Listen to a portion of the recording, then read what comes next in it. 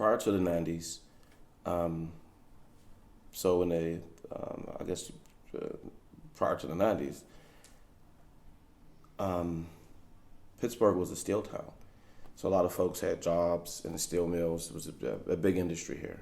If you look at the history of Pittsburgh, Pittsburgh basically, provided all the steel for like both wars and, the Industrial Revolution. And you have like the big industrialists that came from here, Mellon, Carnegie, Duquesne, Westinghouse. And there's still a lot of philanthropic dollars that are circulating through the city today because of the money that the industrialists have made. So, that's huge here. And then when the steel industry went away, before the current transition happened, it was a lot of joblessness, kind of a lot of depression, a lot of joblessness, a lot of hopelessness. And that compounded with crack just kind of, exacerbated the issue. And in some of the more poor neighborhoods that were more affected by the job shortage,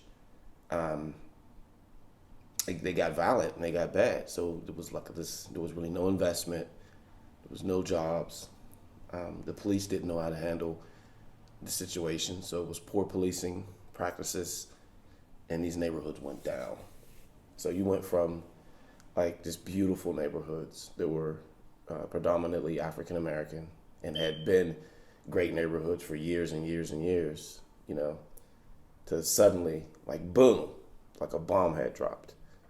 Like, these neighborhoods were from night and day in less than a decade, from, no vacant houses, no abandoned houses, no overgrown lots.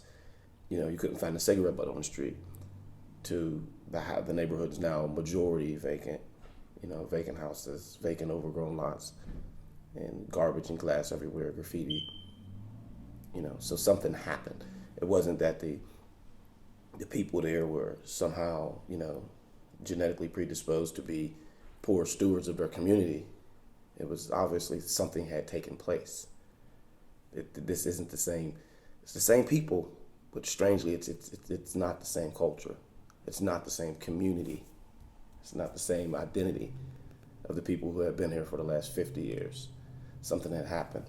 So I think that unless you kind of see it from that perspective of something having taken place, then you can look at a lot of the issues that happen here in Pittsburgh, particularly with a lot of folks who, what I call lazy thinking. They'll just say it's racial.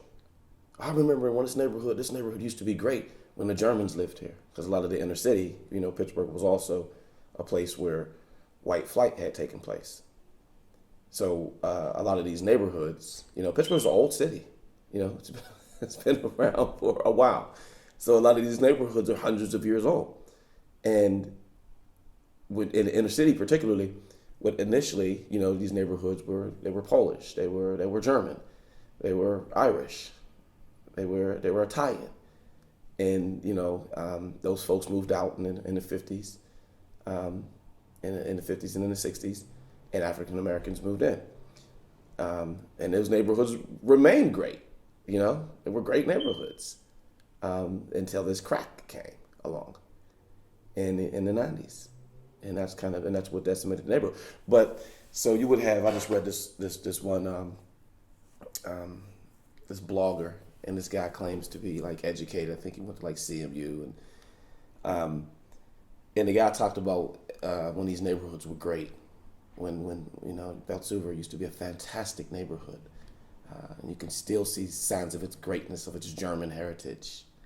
When the Germans were there, it was great. When the Irish was there, it was great. Now these neighborhoods. So what is he suggesting, that now it's not great anymore because these particular people? But if you look at central Pennsylvania, where these Germans are and where these Irishmen are, but now there's heroin and opiates there. It's the same thing that's happening. So I think that the myth of people of color or African Americans, destroying these neighborhoods is being dispelled, because now we're seeing white communities that are collapsing and being destroyed by these chemical weapons, that come from places unknown.